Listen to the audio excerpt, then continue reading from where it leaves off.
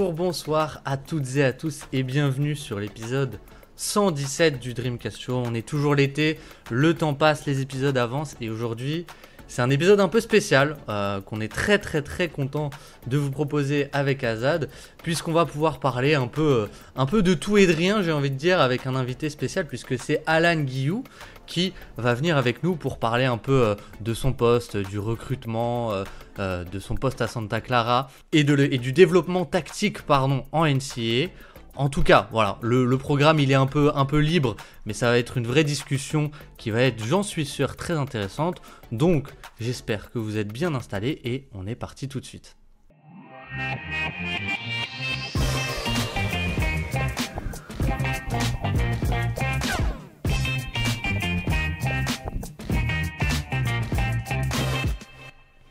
Et donc, avant de présenter notre invité de marque, je présente mon sidekick, l'homme sans qui je ne serais rien, le grenoblois, le bien nommé Azad. Azad, comment ça va ? Bah écoute, c'est difficile d'aller mieux finalement après une telle introduction. Non, tout va bien. Écoute, j'adore les dimanches matins, donc tout va pour le mieux. Tout va très bien et très content de faire cet épisode. On s'était dit qu'on le ferait et c'est toujours bien quand les projets arrivent au bout. Et quand les invités sont à l'heure, c'est ça, et ils nous plantent pas sur l'heure. Puisque notre premier invité, c'est Alan, que vous connaissez sans doute, ancien de Dunk Hebdo, mais surtout aujourd'hui qui bosse à Santa Clara, à la fac de Santa Clara, là où est passé Jalen Williams, Steve Nash, Brandin Podziemski. Du coup, Alan, merci beaucoup d'avoir accepté l'invitation. Bienvenue et comment ça va ? Salut Baptiste, merci beaucoup pour l'invitation, pour la belle intro. Super content d'être là. Je suis un auditeur du Dreamcast Show, donc c'est un plaisir de pouvoir parler basket, tactique, stats, data. C'est des sujets qui me passionnent et qui bercent mon quotidien, donc je suis très content de pouvoir faire ça avec vous aujourd'hui. C'est un plaisir vraiment partagé. Encore une fois, merci d'avoir accepté. Et je pense pour commencer, si ça te va, est-ce que tu veux, un peu pour ceux qui ne te connaissent pas ou qui te suivent de très loin, présenter un peu ce que tu fais, quel est ton poste concrètement à la fac de Santa Clara ? Donc là, je viens d'être nommé il y a quelques jours, même quelques semaines, directeur des opérations basket. L'année passée, j'étais assistant directeur des analytics et ce qu'ils appellent le player personnel, donc la décision de joueur un peu. Donc je fais un peu de tout ce qui est axé scouting, que ce soit scouting international pour ramener des joueurs à NCAA après le lycée, scouting pour le portail des transferts, mais aussi scouting pendant la saison des équipes qu'on va affronter, notamment en défense, où j'ai assisté le coordinateur défensif les dernières années.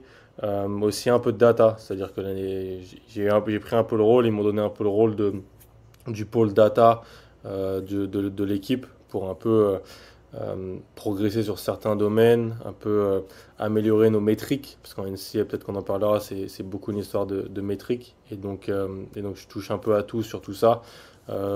Avant ça, pendant 2 ans, j'étais grade assistant, donc j'étais étudiant avec une bourse et j'ai aidé un peu sur tout et je faisais un peu toutes les missions qu'on me demandait, pas mal aider sur les workouts pour les joueurs, aider à d'autres choses, mais c'est vrai que j'avais quand même déjà ce rôle un peu de scouting à l'époque où on m'avait ramené pour un peu aider à construire une base de données pour le recrutement. Et donc en gros, voilà, président des opérations basket. On a un président des opérations basket sur le podcast, et déjà rien que ça, c'est pas mal. Et pour commencer un peu notre discussion, en fait, je vais laisser la parole à Azad parce que y a quelque chose dont tu as un peu parlé, c'est l'évolution des metrics, de la data, etc. Et c'est vrai que ce qui est assez frappant, je crois que tu en avais aussi parlé toi, Alan, sur Twitter, c'est un peu l'évolution du profil statistique de l'équipe de Santa Clara. Et justement, Azad, tu avais un peu fait aussi un peu du travail là-dessus, notamment sur la bataille des possessions. Donc finalement, Azad, je te laisse un peu la parole pour présenter ça. Bah, en fait, finalement, c'est un peu arrivé par hasard en jouant avec un peu de la data. Plutôt sur la NBA à la base, j'avais fait un mini projet sur la bataille des possessions et voir quel joueur, entre guillemets, avait le plus d'impact tout simplement sur la bataille des possessions. Mais au lieu d'utiliser les stats individuelles d'interception, de contre et même les stats de rebond, j'avais utilisé les on-off. Et en fait, le but, c'était pas de voir forcément qui attrape le plus de ballons, mais c'était plus de voir qui, une fois qu'il est sur le terrain, et entre guillemets participe le plus à que l'équipe soit la plus performante à cette idée de récupérer le plus de possessions possible. Et en fait, on en avait discuté avec Alan assez rapidement parce que parmi les joueurs qui gagnaient le plus de batailles des possessions, il y avait Brandin Podizemski, qui du coup est passé par Santa Clara. Et au final, s'en est suivi un peu une conversation avec Alan qui avait potentiellement besoin de plus de data aussi peut-être sur l'équipe, sur son équipe à lui et sur la NCAA. Et aussi, on avait un peu la question qu'on se posait, Alan, et je pense que tu pourras peut-être un peu plus préciser quelle était l'origine de la question, mais c'était de savoir est-ce que c'était un joueur qui a été important dans la bataille des possessions ou est-ce que c'était un petit peu son utilisation finalement qu'impactait finalement l'influence qu'il allait avoir sur cette dite bataille des possessions et un joueur qui potentiellement n'était pas forcément bien utilisé selon les équipes dans lesquelles il était, selon les contextes, allait avoir un impact ou non sur cette bataille des possessions. Et du coup, on a fait un petit travail statistique avec les anciens profils d'équipe de Santa Clara. Je crois qu'on a regardé jusque en 2021-2022 sur Santa Clara. Et du coup, j'ai partagé les chiffres à Alan. Et ensuite, Alan a dû les présenter peut-être en interne. Je sais pas d'ailleurs, Alan, comment ça a évolué au final ce projet depuis. Ouais, non, franchement, c'était super cool. J'avais été super intrigué par ce que tu avais fait sur cette bataille des possessions. Essayer d'avoir pas vraiment une stat individuelle, mais d'essayer de comprendre l'influence individuelle d'un joueur sur la bataille des possessions. Euh, et en fait, moi, ce que je me demandais à l'époque, c'était comment le schéma peut soit mm, booster ou freiner l'impact individuel d'un joueur sur la bataille des possessions. Je m'explique, c'est que l'année avant que j'arrive à Santa Clara, donc 2021-2022, c'est l'équipe avec Jalen Williams. Et c'est une équipe où on joue pas du tout la bataille des possessions. Voilà, joue pas du tout. Il n'y avait pas un bon personnel pour aller au rebond offensif. Et ça jouait pas trop les interceptions. Ça jouait pas trop les pertes de balles en défense. Mais c'était une attaque élite sur demi-terrain. Vraiment, bon, il y a un joueur NBA, il y a un All-Star NBA dans une fac, en mid-major. Donc, c'est bien sûr que ça booste ça, mais c'était aussi une vraie bonne équipe avec des joueurs qui sont aujourd'hui en Betclic Elite ou en Ouais. Espagne, donc c'est normal. Mais et en fait, ce que je me demandais, c'est en gros, est-ce que si on avait joué la bataille des possessions si on avait eu la volonté schématique de jouer la bataille des possessions, est-ce qu'un gars comme Jalen Williams, par exemple, il aurait vraiment pu avoir un plus gros impact sur ça? Ou est-ce qu'en fait, même s'il est super fort dans les instincts qu'il a défensivement, même si on peut jouer le rebond, si on a des joueurs qui ont des qualités individuelles de rebond offensif, est-ce que si on met pas l'emphase sur essayer de jouer la bataille des possessions, en gros, on freine un peu les capacités individuelles de ces joueurs-là à impacter la bataille des possessions. C'est ce que je voulais savoir pour pouvoir ensuite euh, voir un peu avec mon staff comment on pouvait un peu articuler notre stratégie pour jouer la bataille des possessions, en gros. Donc, c'était super intéressant parce que, en fait, j'en avais pu voir que c'est avec cette équipe-là qui avait des profils parfois même plus athlétiques, plus physiques, et dans des ligues supérieures maintenant ou dans les ligues pro, on peuvent jouer la bataille des possessions.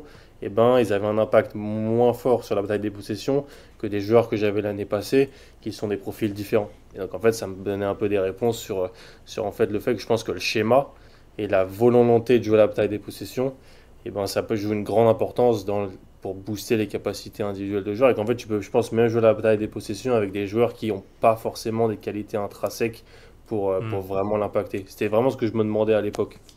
Ouais. Et puis, en vrai, je trouve que c'est une bonne illustration aussi. C'est peut-être justement la bataille des possessions qui est un des nouveaux enjeux du basket moderne.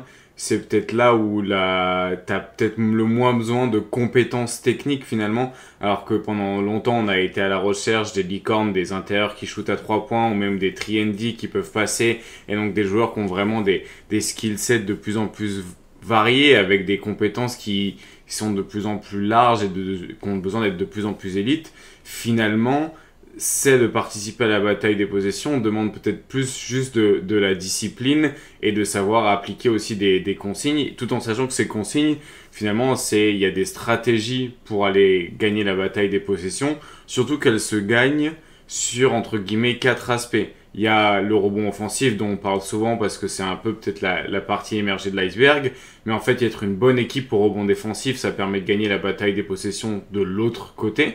Et il y a aussi l'idée de les interceptions ou même avoir des schémas de jeu où tu prends moins de risques avec le ballon et du coup tu limites aussi les transitions adverses. Ce que faisait par exemple Indiana en jouant aussi très vite cette année et en étant une des équipes qui perdait le moins de ballons. Donc tu peux regarder aussi, une fois que tu as les stats sur la bataille des possessions, les différents moyens entre guillemets de le faire. Et c'est vrai que ce que je trouve intéressant, comme tu l'as dit, c'est toi, ton poste de plus en plus, c'est d'avoir le rôle au milieu autour de la data. Il y a ces projets-là qui se mettent en place un peu. Et du coup, est-ce que tu peux confirmer qu'il y a une importance un peu croissante de la data dans le basket? Et est-ce que tu sens que c'est lié à l'arrivée aussi du coup, de la NIL et des salaires dans la NCAA?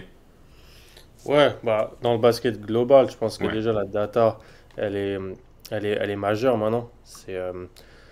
On peut plus faire sans et il faut pas, soit on s'adapte, soit on meurt entre guillemets. Donc tellement plus d'informations maintenant qui permettent à la fin d'avoir de plus en plus d'outils pour comprendre ce qui permet de gagner des matchs. Donc ça c'est majeur. Et en fait la NCA elle s'est jamais autant modernisée et professionnalisée que depuis ces dernières années avec la NIL, parce que qui dit NIL dit plus d'argent, mais qui dit plus mm, d'argent dit beaucoup plus de pression pour gagner. Et oui, donc pression pour Ouais, gagner ouais. crée une compétitivité féroce, et donc il faut essayer de trouver les nouvelles choses pour gagner les un ou deux matchs supplémentaires. Il faut trouver les nouvelles stats qui vont pouvoir impacter le pourcentage de victoire. Il faut trouver les nouveaux outils pour mieux scouter les joueurs et faire des projections à certains niveaux NCA. Donc, ouais, c'est majeur aujourd'hui. Il y a de plus en plus de directeurs des analytics dans les programmes. Il y a de plus en plus de directeurs du player personnel. Il y a de plus en plus de general managers maintenant en college basketball. Donc, parce qu'il y a plus d'argent. Et donc, qui y a plus d'argent, faut du résultat. Et donc, il faut de la compétence dans les staffs. ouais, Mais il y a un truc qui est assez intéressant, je trouve, à Santa Clara. Peut-être depuis que j'y est, mais évidemment, on suit un peu plus qu'auparavant. Mais il y a une espèce de mise à jour, je trouve, constante sur, tu vois, par exemple, la bataille des possessions dont tu as parlé. Mais il y a un aspect peut-être beaucoup plus visuel et visible aussi dans la manière de jouer. C'est sur le tir à 3 points. Mm. Dont tu en avais parlé un petit peu aussi sur Twitter. Mais bon, si on regarde à peu près les chiffres bruts que j'ai trouvés sur Sport Référence, donc voilà, euh, vous êtes passé en 2022-23 de la 145e équipe qui prenait le plus de tirs à 3 points à la Mm. 124e en 2024, et cette année carrément la 22e. La Ouais. 22e de NCA, et il y a vraiment ce côté où finalement sur la répartition des tirs, quelque chose qui est peut-être déjà bien ancré en NBA, mais qui l'est peut-être un peu moins en NCAA. Il y a vraiment eu une mise à jour. Et tu vois, Brandin Podziemski, je me souviens que moi, quand je le regardais un peu de loin aussi, ce que j'aimais bien, c'était que c'était un joueur très analytics. Déjà, il avait une efficacité assez débordante aussi parce qu'il avait très bien tiré à 3 points sur son année. Mais comment est-ce que de l'intérieur, ça s'est opéré, et comment on arrive finalement, en fait, quel est le lien entre le head coach, les joueurs, la data, comment on arrive à faire passer ces messages et changer la philosophie de toute une organisation? C'est très bonne question. Donc l'année avant que j'arrive à Santa Clara, donc c'est 2021-2022, donc j'accepte un peu le poste en octobre 2021. Donc bien sûr, je regarde tous les matchs de cette année-là. Et c'était une attaque qui prenait pas trop de 3 points. C'était une attaque élite au cercle. par deux choses. C'est que tu as Jalen Williams déjà. Donc, au niveau du drive, il allait au cercle quand il voulait. C'était une équipe talentueuse sur le shot making de tirs compliqués. Donc en fait, il pouvait prendre un peu ce qu'il voulait, il pouvait mettre ça à un niveau assez solide et c'était une très bonne équipe de post-up. Parce que le poste 4 et le poste 5, c'était des intérieurs qui shootaient pas, mais qui faisaient du post-up, mais qui faisaient du post-up à extrêmement haute efficacité au niveau NCA. Et donc en fait, je pense que le staff, il se posait pas vraiment les questions de changer un peu la manière de sélection de tir, puisque contre 90% des équipes qu'on affrontait, ça passait. Et puis les autres, c'est vrai que des fois ça passait, des fois ça passait pas. Ce qu'on a essayé de voir, moi et un des assistants qui était coordinateur vidéo et qui est passé assistant coach maintenant, c'est comment on peut être plus efficace en fonction du personnel que notre head coach il veut. Il faut toujours s'adapter aux joueurs que le coach veut en fait et que le coach apprécie. Et coach Sendek, donc c'est quelqu'un qui apprécie les qualités qu'il adore, c'est les joueurs avec un haut niveau de QI basket, de shooting et de passing. C'est ce qu'il aime en fait. Il y a des coachs qui préfèrent d'autres profils. Lui, c'est ce qu'il aime, c'est ce qu'il value dans le recrutement. Donc la plupart de nos joueurs, c'est ce qu'ils savent faire positivement. Par exemple, il y a 20 ans, il était coach en high major à NC State et il jouait en 5-out en fait. Il jouait une attaque 5-out il y a 20 ans en ACC parce qu'il était obligé s'il voulait essayer de jouer contre Duke, North Carolina et tout ça. Et s'il voulait un peu les battre, ce qu'il a fait, eh ben, il fallait qu'il joue différemment. Donc en fait, il y a même 20 ans, il arrivait déjà à avoir un peu ce système différent, plus de 3 points et tout ça. Et en fait, il avait un peu arrêté, il avait fait un peu d'autres choses. Et puis, il y a 2-3 ans, c'est vrai qu'un jour, j'ai fait beaucoup de choses. J'ai dit, voilà, je pense qu'il faut qu'on shoot plus de 3 points. Et il faut qu'on en shoot plus parce que la qualité principale de nos joueurs, c'est l'adresse. On est à 40% à 3 points sur les des années dernières, mais on en prend 20, 22, 24. C'est une de nos forces principales. Il faudrait un peu essayer qu'on en prenne plus. Et donc, forcément, ça passait par... Il faut remplacer d'autres tirs par du 3 points. Donc, quel tir on va arrêter? Et c'est là que un des coordinateurs vidéo et moi-même, on a soumis l'idée qu'il fallait qu'on prenne moins de longs 2 en fait. Il fallait qu'on arrête les longs 2. Parce que si Jalen Williams ou Brian Podziemski prennent des longs 2, ça va, il n'y a pas de souci. C'est des joueurs qui ont un très bon niveau et c'est normal.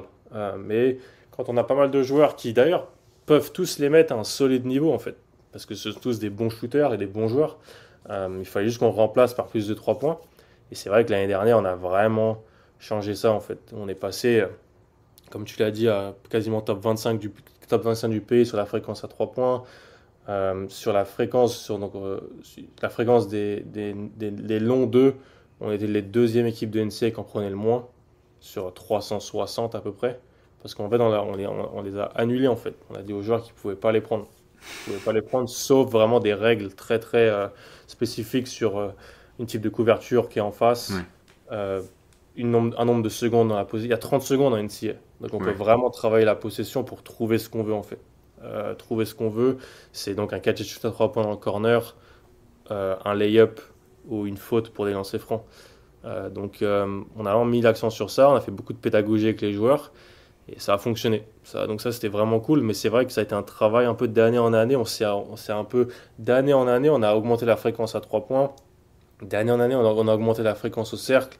D'année en année, on a un peu enlevé de ce qu'on appelle les non-rim twos. Et donc je pense que c'est un travail d'année en année qui a un peu atteint son paroxysme l'an passé, mais qu'on va continuer sur les années prochaines. Et comment ils le reçoivent, les joueurs, ça? Parce que c'est bête, mais je trouve que dans les médias peut-être un peu mainstream, entre guillemets, on a l'impression que les joueurs, surtout les anciens joueurs NBA, se plaignent de la disparition des tirs à deux, enfin des longues distances concrètement. Du coup, quand vous avez des joueurs que, même pour le recrutement, est-ce que ça bloque pas le recrutement de dire aux gars que vous allez recruter, par contre, les régimes de tir qu'on prend à Santa Clara, c'est des tirs au cercle ou des tirs à 3 points, il n'y aura pas vraiment de place pour des long two, à part si t'es la star de l'équipe et dans des situations un peu précises.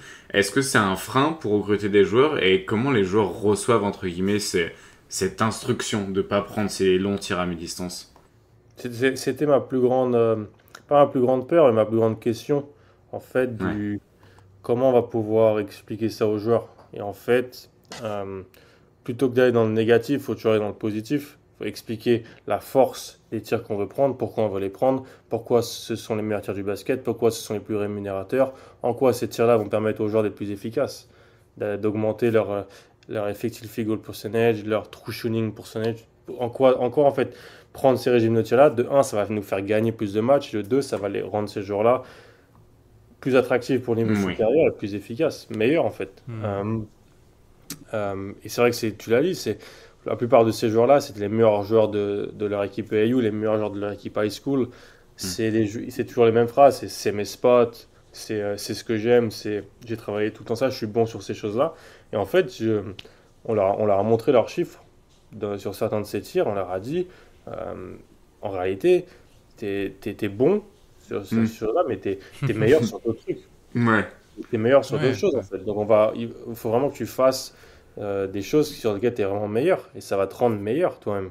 Et donc c'est toujours un discours très positif, très centré sur l'équipe, comment ça va influer l'équipe parce que c'est un sport collectif.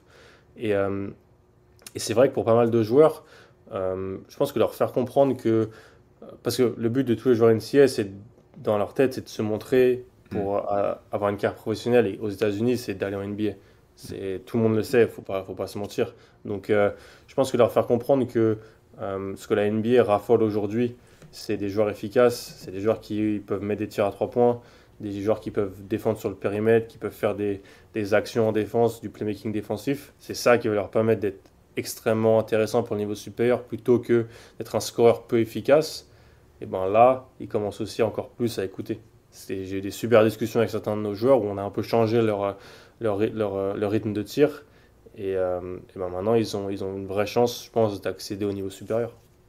ouais. C'est Caruso qui en parlait un petit peu aussi sur un podcast chez anciennement JJ Redick, où il disait que bah, c'est important, entre guillemets, d'apprendre finalement, quand tu atteins ces niveaux-là, à faire les poubelles et à faire ce que tu feras en fait si tu arrives au niveau NBA, quoi. Et qu'en réalité, c'est que le millième du centile des joueurs de basket qui font jouer ces actions de tir à mi-distance, de pull-up, d'isolation en NBA, et que tu auras plus de chances d'obtenir un rôle dans la très grande ligue si tu apprends à faire les choses qui ont beaucoup de valeur et qui font pas forcément des highlights ou qui font pas forcément, entre guillemets, bah, les grandes lignes, c'est pas les choses que tu apprends à faire quand tu es le meilleur joueur de ton lycée, mais si tu arrives à être le meilleur joueur de ton lycée et quand tu passes au niveau supérieur à apprendre à faire les petites choses qui font Hmm. gagner les matchs et qui te font passer au niveau supérieur, bah en fait c'est un peu comme ça finalement que tu vas gratter de la valeur pour ton équipe et que tu vas gratter de la valeur pour toi aussi, quoi. Clairement. Clairement, Et c'est. Vas-y, je t'en prie, Baptiste. non, non, non, mais excuse-moi, je voulais relancer, mais si t'avais quelque chose à répondre à Azad, je t'en prie. Non, non, mais en fait, c'était juste. J'avais une discussion avec ça sur avec un autre coach dernièrement.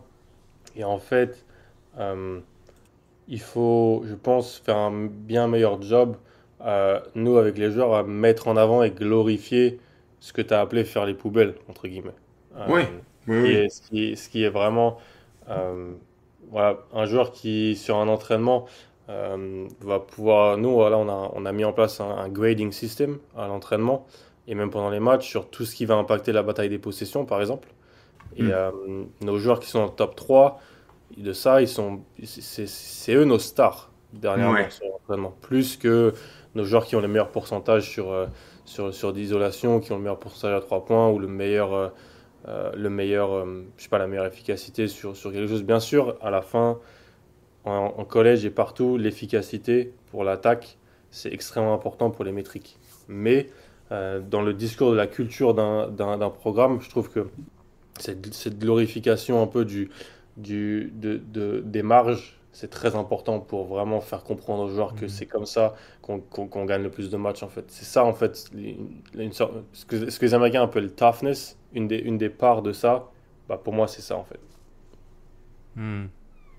C'est super intéressant, mais en fait, j'ai un peu une question peut-être un peu bête, donc je Compris. m'excuse si elle est bête, mais tu vois, genre, j'ai essayé de plus en plus personnellement de regarder dans les joueurs qui vont à la draft, d'écouter des interviews un peu, pour un peu situer justement leur mentalité, et je trouve il y a quelque chose qui m'avait beaucoup marqué, c'était une interview de Trey Johnson, du coup, qui a été drafté en sixième cette saison, et il y avait complètement ce refus un peu dans son interview de tout ce qui est analytics, etc. etc. Mm. Et du coup, ma question c'était est-ce que toi, ou peut-être des échos que tu as eu à droite à gauche avec d'autres coachs, vous avez déjà eu des joueurs qui finalement refusent vraiment cette mise à jour 2.0 de leur style de jeu, quoi.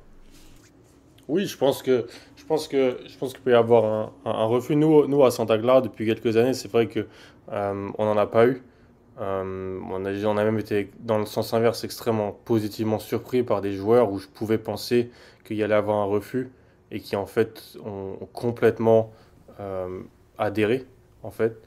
Et ça vient du message du coach, ça vient du message du coach pendant le processus de recrutement, du message du coach que un joueur n'est pas au-dessus du programme, que la stratégie collective, elle est au-dessus de tout. Je pense qu'il y a beaucoup de high majors qui recrutent énormément sur le talent et qui gagnent les matchs sur ça, et il n'y a pas de mal à ça en fait.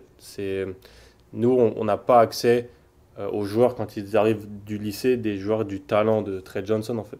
Oui. C'est-à-dire que Trey Johnson, Ouais, bien sûr. il peut prendre les tirs qu'il veut, hein.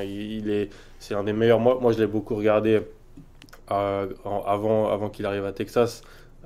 Non pas que Santa Clara ait une chance de recruter, mais parce que j'ai scouté pas mal de matchs où il était là.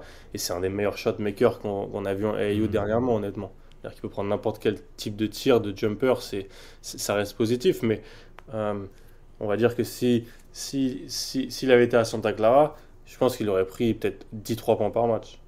Ou, peut-être qu'il aurait mis plus de points et qu'il Ouais. aurait été plus efficace. Je sais pas. Ouais, bah ça c'est un peu mon rêve avec lui, mais bon, c'est une autre discussion. Mais est-ce que il y avait une autre question, c'est, tu vois, on parle beaucoup de des stats, enfin de l'évolution statistique sur juste le type de tir, c'est-à-dire 3 points, cercle, faute, etc. Et est-ce que, moi c'est une question que je me pose, c'est est-ce que vous avez aussi une espèce d'approche par rapport au play type. Par exemple, une isolation, ça va être beaucoup moins rémunérateur qu'un cut, même si un cut, c'est un peu dur de mettre ou de baser un système sur les cuts, mais ça va être moins rémunérateur que un pick and roll ou des choses comme ça. Est-ce qu'il y a aussi cette approche analytics carrément aussi sur les play types ou pas forcément? Ouais, franchement, elle y est. Et je pense qu'elle est surtout liée pour nous, dans notre cas, au profil de nos intérieurs. Je trouve que le profil de nos intérieurs dicte un peu l'efficacité sur les play types. C'est-à-dire que l'année avant que j'arrive, on a donc Josip Vrankic en poste 4 et Parker Brown, le grand frère de Christian Brown, qui est Ok. le joueur des Nuggets, qui étaient deux joueurs vraiment efficaces sur les post-up. Donc, ce que les gens, je sais pas si les gens le savent, mais avoir une bonne efficacité sur le post-up, c'est vraiment dur en fait. C'est Mhm. vraiment compliqué. C'est pas juste, on lui met la balle à l'intérieur, il va scorer. C'est dur en fait. Souvent, les joueurs, ils ont une meilleure efficacité sur le roll Oui. que sur le post-up, de ce que j'ai pu étudier à droite, à gauche. Oui, Et oui. donc, euh,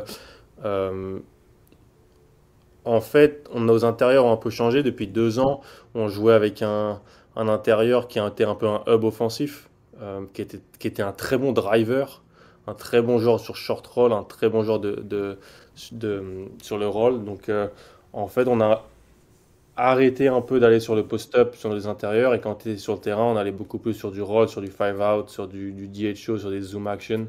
Donc ça, il y a vraiment les play types n'étaient pas les mêmes quand c'était lui qui était notre intérieur. L'année prochaine, on aura une menace de lob qu'on n'a pas eu à Santa Clara depuis que je suis là. Et donc ça va changer les play types. Je trouve que l'intérieur, nous, un peu dans notre système offensif, l'intérieur dicte un peu la manière dont on joue parce que on a une attaque avec du mouvement, avec un flow qui est beaucoup basé sur des DHO et des décisions rapides. Et donc c'est l'intérieur souvent qui est soit amené à euh, faire la décision, soit à avoir le bon spacing. Comme un de Mhm. nos coachs il dit c'est either you create action or you create space. Donc soit en fait tu es dans le jeu pour créer l'action, soit tu dois être parfaitement à ta place pour créer le spacing. Et donc en fait, c'est souvent l'intérieur qui doit avoir cette décision et toujours à chaque ça en tête pour faire la chose. Je sais pas si je réponds à ta question, mais c'est un peu ce que j'avais en tête. Ah bah si, si, c'est super intéressant aussi de voir, tu vois, c'est quelque chose dont on parle beaucoup, c'est l'évolution qu'on voit, nous, de loin, en tant que spectateurs, de faire aussi de plus en plus passer le jeu par les intérieurs, bah, justement pour le spacing ou pour des choses comme ça, et à quel point tu peux créer du spacing finalement, pas forcément avec un shooter, pas que avec un shooter. Du coup, non, ça répond parfaitement à ma question. Enfin, c'est super intéressant. Super Surtout avec intéressant. les match-up, parce que je sais pas si du coup en NCAA, pour en avoir pas beaucoup regardé, pour être honnête, il y a aussi le jeu des match-up qui commence à s'inverser, c'est-à-dire d'avoir un intérieur qui défend sur un extérieur pour pouvoir le garder proche du cercle, ou si pour l'instant c'est toujours un petit peu les gros qui défendent contre les gros, les ailiers qui défendent sur les ailiers et les intérieurs et les extérieurs sur les extérieurs. Je sais pas si du coup vous, Alan, vous travaillez déjà un petit peu sur ça, sur identifier potentiellement sur quel match-up vous allez pouvoir tricher pour pouvoir garder potentiellement votre protecteur de cercle le plus proche possible de la raquette, quoi.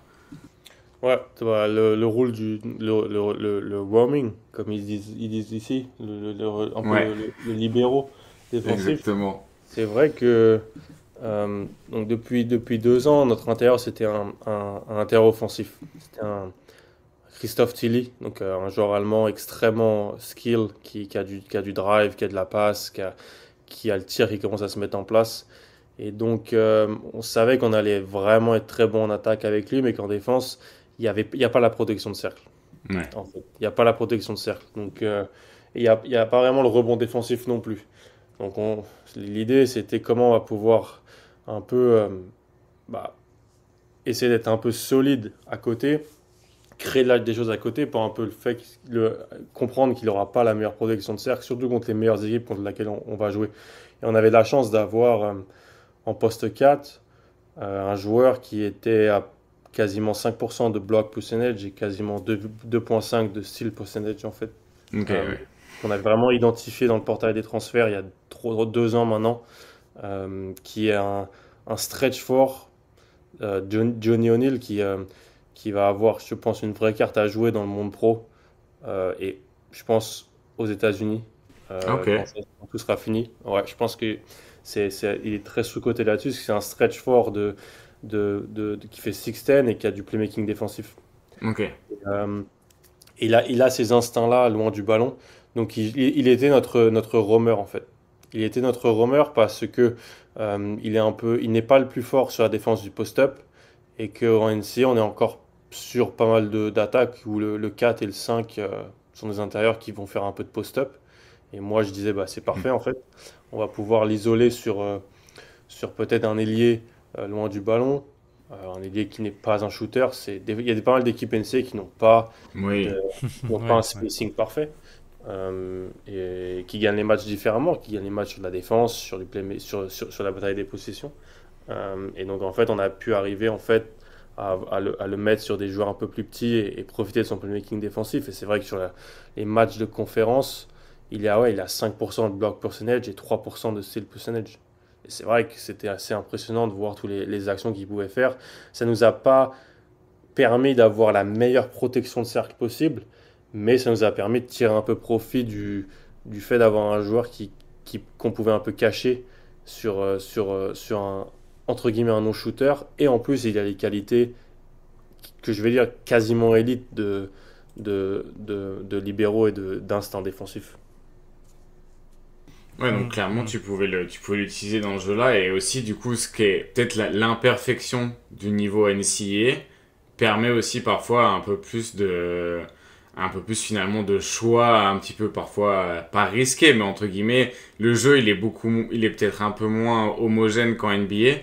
Et du coup, tu peux peut-être te permettre un peu plus de décisions tactiques en plus que tu peux baser sur la data. Et du coup, peut-être dernière question dernière question sur le jeu avant de passer peut-être au recrutement. Tu vois, là, on a parlé des analyses qui aident un petit peu potentiellement les joueurs. En termes de coach, est-ce que pour aider le head coach ou les assistants, est-ce qu'il y a des métriques que toi tu as de plus en plus utilisées sur les dernières années même sur la dernière année, pour pouvoir justement aider le coach soit à prendre des décisions en termes de rotation, de match-up, même le régime de tir, on en a déjà parlé, mais du coup sur des choses peut-être un peu plus tactiques et un peu moins développement de joueurs, est-ce qu'il y a aussi des maîtrises que vous avez de plus en plus utilisées? Ouais. Déjà, mon head coach, il est de l'ancienne génération, donc lui, il aime l'écrit en fait.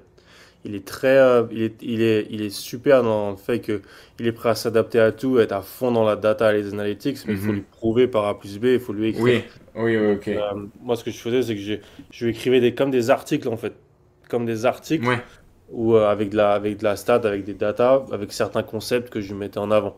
Donc, j'avais fait ça avec le régime de tir, j'ai fait ça avec euh, le ratio de playmaking. C'est quelque chose ok, que j'ai un peu mis en avant. ok, Le fait d'essayer d'avoir tout le temps euh, trois joueurs sur le terrain avec un ratio de playmaking à plus de 0,8. ok. Pas facile, hein. Pas Ouais. facile, mais on avait ces profils-là ces dernières années.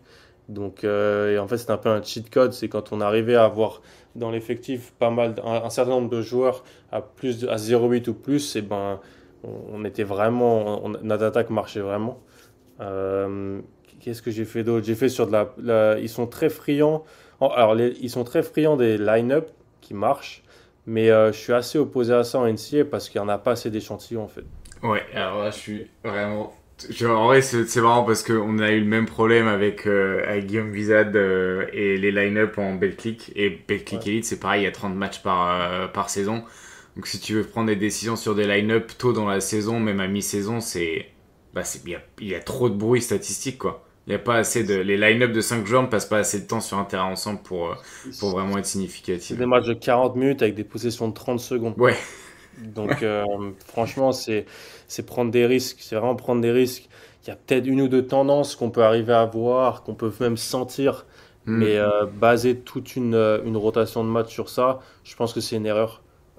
Donc, c'est des choses que je regarde, mais c'est des choses que j'utilise pas totalement. Mhm. Euh, La chose qu'on a mis en avant, donc dernièrement, sur l'attaque, l'an dernier, on voulait vraiment savoir, pas chaque match, le nombre quand on touche les paint touch, Ok. donc paint touch, et ensuite les nombres de paint touch qu'on avait par rapport au nombre de possessions en entier. Donc c'était Ok. moi qui les traquais à la main pendant le match, et donc ça me permettait d'avoir des stats à tous les temps morts Ouais. pour renforcer le message aux joueurs. Et on touche la peinture on touche la peinture sur tant nombre de possessions et notre PPP et notre point par possession, il est sur ça. Quand on touche la peinture, continuer. Parce qu'en fait, à la fin des fins, c'est bien qu'on ait toutes ces stats, mais il faut que les joueurs comprennent, il faut qu'on leur mette en avant les choses.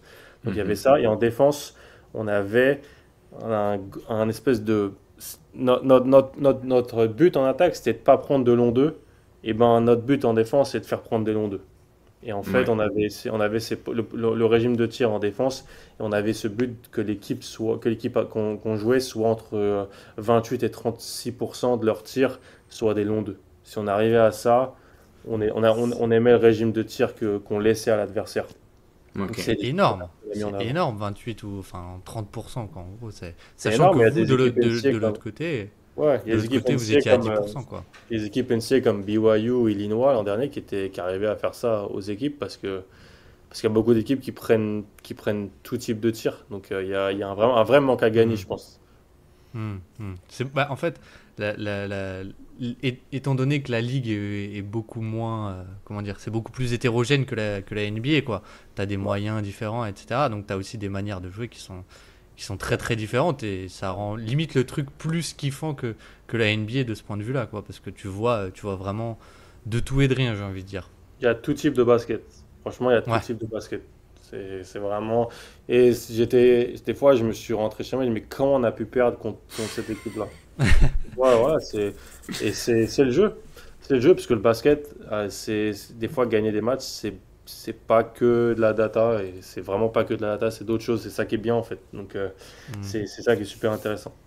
Ouais, ouais. Mais Vas-y, du vas-y, coup, Baptiste.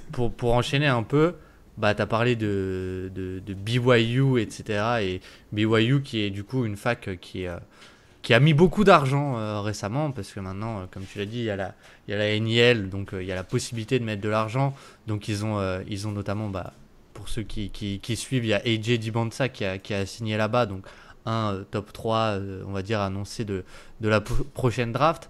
Et finalement, ce qui est intéressant, c'est que tu parles aussi de beaucoup de philosophie de l'équipe à Santa Clara et finalement le recrutement basé sur la data, mais comment est-ce qu'on fait un peu le lien entre les deux? Comment on arrive à repérer un joueur qui fit avec la philosophie de la fac? Donc, comme j'ai dit tout à l'heure, qu'il fallait vraiment recruter par rapport à la philosophie du coach. De un, parce que si on recrute un joueur qui est pas vraiment dans la philosophie du coach, c'est pas bien pour lui, puisque le coach ne va jamais vraiment euh, pas croire en lui, mais les coachs, ils aiment certains types de profils. Voilà, ils aiment, et donc il faut avoir ça en main. Nous, ce qu'on fait sur le recrutement, c'est que bah, maintenant, il y a trois gros circuits AAU aux États-Unis, il y en a deux moindres, et en fait, il y a toutes les datas disponibles sur Synergy. Il y a toutes les datas disponibles, il y a vraiment beaucoup de stats avancées, et donc euh, on peut faire un filtrage très rapide de certains types de stats, et ensuite on envoie les assistants coachs voir les joueurs en vrai. J'ai vraiment eu énormément de chance d'être à Santa Clara où des coachs qui sont dans le milieu depuis 20, 25 ans ont vraiment eu une confiance à moi et à un autre collègue pour vraiment nous laisser proposer plein de profils différents. Et ensuite, bien sûr, eux, ils vont sur le terrain et ils aiment ou ils aiment pas. Mais donc, qu'est-ce qu'on regarde? On regarde les stats sur les catch and shoot à 3 points, les stats sur les pourcentages de lancer franc, les stats sur ratio de playmaking, les stats sur interception et contre. Pour les intérieurs, bloc divisé par faute, parce qu'on n'a pas les stats de protection de cercle en fait, Oui. pour beaucoup de choses. Donc une Mhm. des choses sur lesquelles j'ai un peu mis l'accent, c'est au lieu de voir voilà, la baisse d'efficacité qui est mise en place, essayons de voir le nombre de comptes par rapport au nombre de fautes, parce que si on a un nombre de, il fait pas vraiment beaucoup de fautes par rapport au nombre de comptes, ça veut dire qu'il y a quand même il peut rester sur le terrain, Oui. numéro un. Et numéro 2, il y a quand même une dissuasion qui est mise en place sur ça. Donc ça, c'est une des choses qu'on fait sur les intérieurs. Sur le pourcentage de tirs à 3 points pris pour les intérieurs, parce que notre head coach, il veut des stretch 5. Alors, il veut des stretch 5 qui sont des protecteurs de cercle élite. Ah, moi aussi, c'est ce que je préfère, hein, mais c'est pas le plus simple à trouver. Non. Donc, il y a toutes ces choses-là qui sont mises en place. Et donc, en fait, ça permet un premier filtrage de quasiment, là, sur notre big board pour la classe de 2026, parce que nous, on recrute beaucoup le high school. Ok. On pense que c'est vraiment quelque chose où on peut trouver des joueurs qui sont meilleurs qui pourraient aller en high major, mais qui passent sous les radars pour une raison A, B ou C. Et donc, en fait, on recrute, on veut les développer, parce que ce sera des bons joueurs pour nous. Et donc, on a un board qui a quasiment 75-80 joueurs et qui se rétrécit de plus en plus. Et ouais, franchement, quelques stats, comme j'ai dit. Ensuite, la visualisation en live par les coachs et par le head coach. Et ensuite, beaucoup de discussions philosophiques, discussions sur le corps, la manière dont on pense qu'ils vont se développer physiquement. S'ils sont d'abord matures physiquement et c'est pour ça qu'ils dominent, ou un peu l'inverse. Mais voilà, à la fin, c'est pas moi qui ai la décision finale, mais c'est vrai Mm. que pouvoir créer un peu des prototypes qu'on recherche et lister les joueurs, les classer dans ces prototypes-là, ça permet d'être plus efficace que juste, bon bah voilà, ça c'est la liste du top 25 des joueurs qui viennent de Californie et lesquels on peut apprécier quoi. Ouais. Oui, il y a c'est un peu plus large en termes de fit et on regarde pas mal les tendances, enfin vous regardez pas mal aussi les tendances du coup plus que le résultat pur de la possession pour identifier si ça fit au niveau de la personnalité de l'équipe ou pas. Mais ouais, il y a deux choses un petit peu que je me posais en question sur le terme de salaire et même sur les termes sur la question de la high school. Parce que du coup j'ai eu l'occasion d'échanger quelques fois avec un concurrent à toi qui bosse à Saint-Louis du coup, Jonah Mm. Wexler, Je sais pas si tu vois qui c'est, je pense que oui. On est Et, Saint-Louis et nous, on se bat tout le temps pour récupérer des joueurs high school, donc on est sur les mêmes profils. il disait que justement le gros problème de la high school, c'était d'arriver à se projeter et à faire des projections. Et du coup, la double question que j'ai, c'est comment vous arrivez du coup à potentiellement essayer de vous projeter sur certains joueurs en high school et même par rapport au, tu vois, au NIL, au salaire que vous allez devoir potentiellement verser. Et Mm. comment vous arrivez à vous projeter là-dessus et surtout comment vous vérifiez ensuite si vous vous êtes potentiellement planté ou pas sur vos projections? Je pense que déjà, comme c'est super dur à, à, projeter, il faut jamais compter sur un joueur qui va arriver en tant que freshman et avoir un rôle principal dans ton Ok. équipe. Euh, En 2025, c'est dur. Bien sûr, si c'est Darian Peterson, oui, c'est différent. Mais si c'est Ouais. les joueurs que nous, on a accès, je pense que c'est vraiment compliqué. C'est dur de prendre de la data et de dire on peut le projeter pour avoir ça. Moi, je vois que ça comme du bonus dans la première année. C'est comme la draft en NBA. Je pense qu'on peut, Mm. euh, on va chercher ce qu'on a besoin par un trade ou à la free agency et on prend du talent et on essaie de le développer à la draft. Voilà. Bah, nous, c'est un peu pareil. On prend ce qu'on a besoin, si on a besoin, dans le portail des transferts. Et la draft, c'est le high school. C'est le high school, le AAU. Donc, parce que c'est quasiment impossible. C'est quasiment impossible parce que c'est. Il y a des, il y a, il y a des, il y a des, il y a des championnats high school, il y a des états de high school où il n'y a pas de shot clock, euh, où il n'y a pas d'horloge en fait. Donc il y a des Ouais. possessions qui durent 40 secondes, 50 secondes. Donc rien que sur ça, on ne peut pas prendre. Pour ça que déjà que mieux que high school, le AAU c'est la meilleure chose pour évaluer. Il y a des stats, le niveau est meilleur et même si c'est pas du bon bout du beau basket, c'est quand même du 5-5 avec des stats disponibles et un bon niveau athlétique et un bon niveau de QI. Le portrait qu'on en fait en France, il n'est pas si horrible qu'en réalité. Moi, je m'attendais à bien pire quand je suis arrivé Ok. ici. Euh, donc ça, c'est pour ça. Mais pour aujourd'hui, pour répondre à ta question, le plus facile à projeter, c'est dans le portail des transferts. Parce que dans le portail des transferts, tu peux aller récupérer des joueurs qui ont 2 3 parfois 4 ans de NCA. Donc c'est quasiment, ça peut être entre 60 et 120 matchs. Hmm. Et donc là, tu as vraiment de la data pour projeter.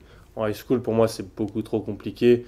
Et bien sûr, on peut récupérer un joueur, on peut dire, ah, on savait qu'il allait être si bon. Mais des fois, on peut être aussi un peu chanceux. Ouais, ouais, ouais. Et est-ce que là-dessus, il y a un rééquilibrage ou alors est-ce que c'est à force de s'entraîner, il y a un peu des données empiriques, mais sur le donné vraiment de transfert d'une fac à une autre, en fait, concrètement, est-ce qu'il y a un peu un rééquilibrage sur, selon la conférence où il jouait ou des choses comme ça? Par exemple, je sais que dans le foot, bah, c'est assez dur de projeter un joueur qui joue, je sais pas, en championnat d'Espagne, de le projeter en championnat d'Angleterre parce que c'est pas du tout le même style de jeu.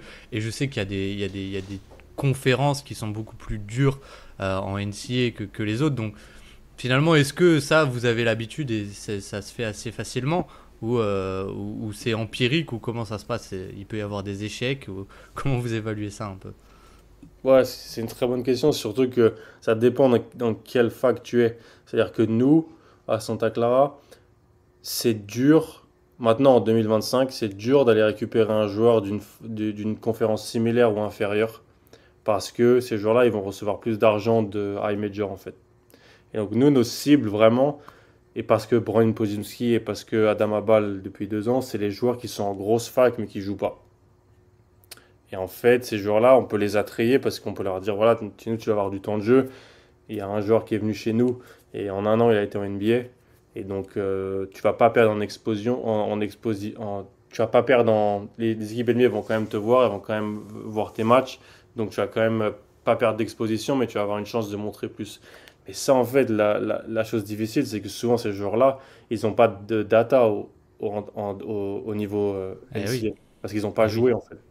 Hmm. Donc c'est vraiment, je me rappelle que Podziemski, quand on regarde à Illinois, il avait, je crois, 21% de defensive rebounding percentage. Et donc on savait que c'était vraiment un bon rebondeur, mais il avait joué, tu vois, je check, il y avait 5% des minutes de sa saison freshman.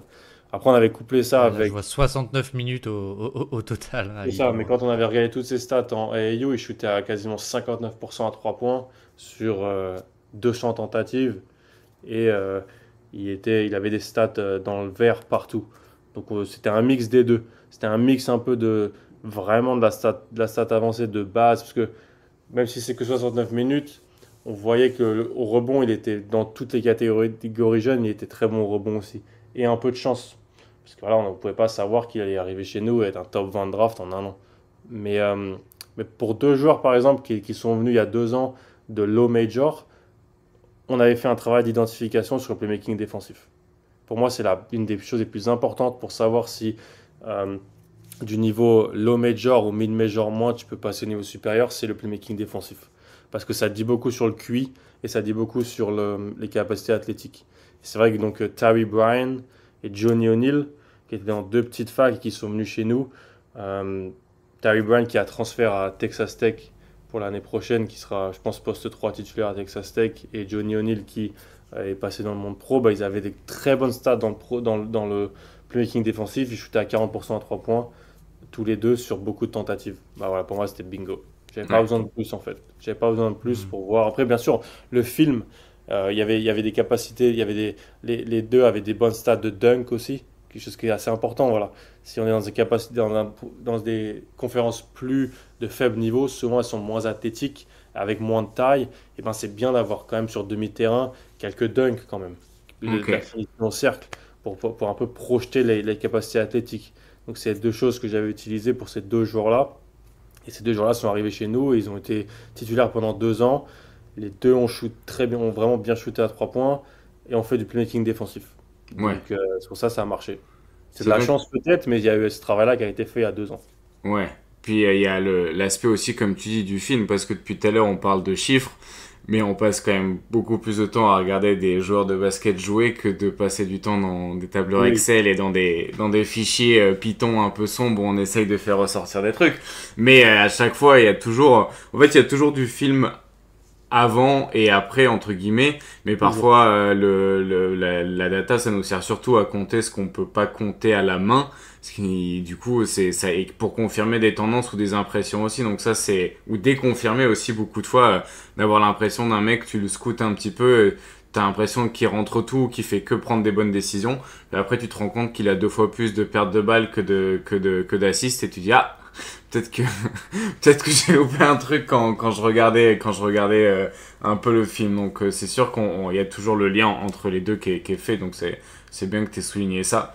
La question qu'on avait aussi par rapport au recrutement, c'est qu'est-ce que vous allez chercher vous dans l'équilibre entre guillemets entre l'ambition sportive, donc gagner des matchs, gagner le championnat entre guillemets, et tout simplement le développement et la réalité de la ligue NCAA qui est développer des joueurs. Vous, c'est le but, c'est quoi? C'est si vous deviez choisir entre tout gagner ou envoyer un mec first pick de la draft, est-ce que du coup est-ce que c'est 2 objectifs? Enfin, je suppose que les deux, c'est quelque chose sur lesquels vous travaillez, mais est-ce qu'il y a quelque chose qui prend plus le pas sur un objectif que l'autre?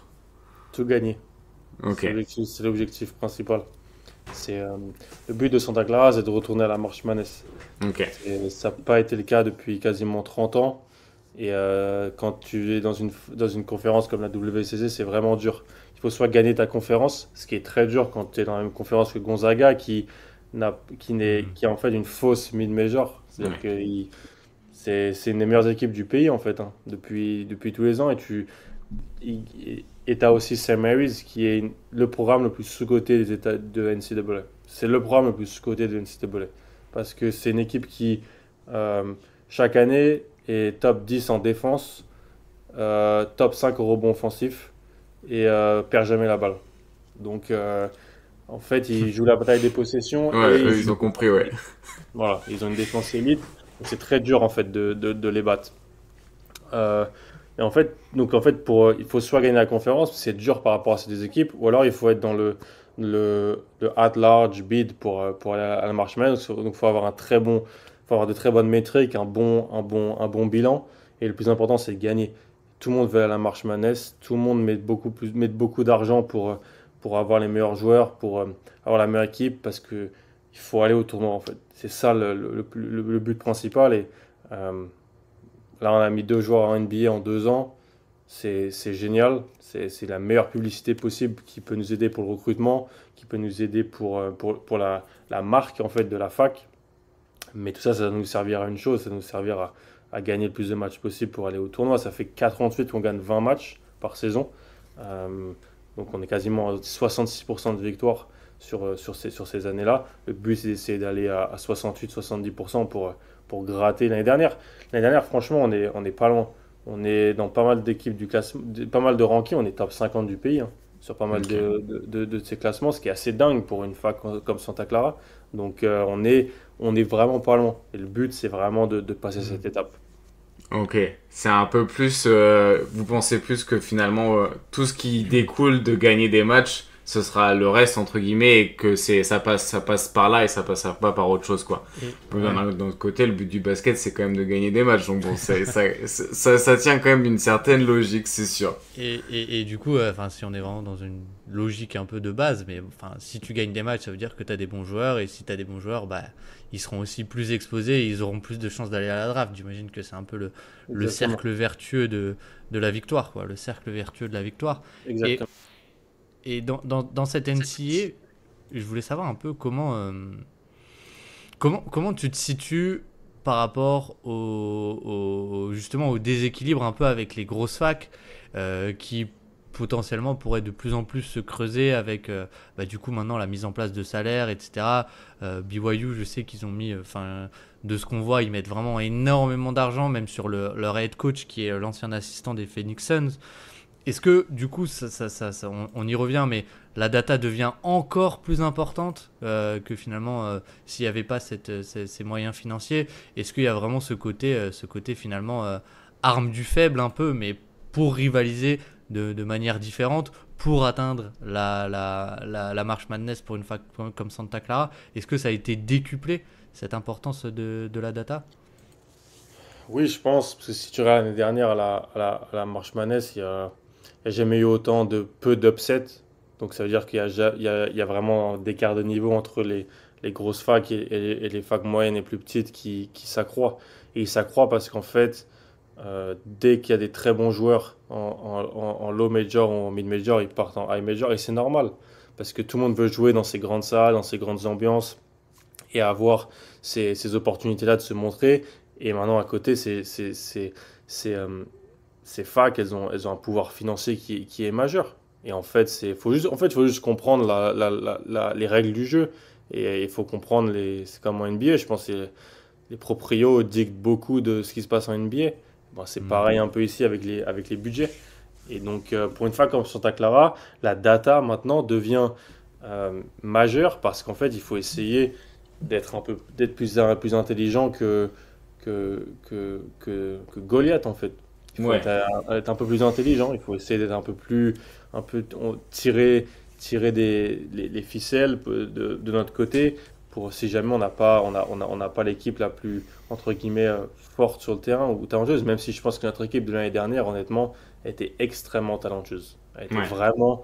On a joué des high majors l'an passé. Bon, on a joué TCU, on les a battus. Washington, on est dans le match, on est quasiment tout le temps dans le match contre eux. Arizona State, pareil, parce que notre équipe était vraiment de très grande qualité. Je pense que l'année prochaine, ça sera pareil. L'année prochaine, ça sera pareil aussi. Mais voilà, on va à Gonzaga l'an dernier, on met 103 points, on gagne, parce qu'on prend 38 3 points sur le match en fait.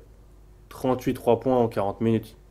Parce qu'en fait, on a dit, bah, c'est une excellente équipe offensive. D'ailleurs, ils en mettent 100 ils perdent, ils en mettent 99 hein, Hmm.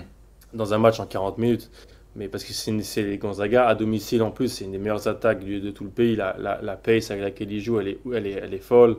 Et ils sont très efficaces et très bons là-dessus. Mais on a dit, voilà, on va jouer le rebond offensif et on va tirer beaucoup de 3 points. Voilà, on a gagné. Gonzaga, c'est une meilleure équipe que nous. Sur ce match-là, on a été obligé d'avoir un régime de tir qui nous a permis un peu de nous donner une chance, en fait. Donner une chance d'être dans le match et de le gagner. Et donc c'est comme ça que ça s'est passé. Euh, Quand on bat TCU aussi l'an dernier, bah, c'est un peu la même chose. C'est une équipe qui a des meilleurs athlètes que nous. C'est une équipe qui a de la projection de cercle de très gros niveau, parce que c'est de la Big 12. Mais c'est une équipe qui ne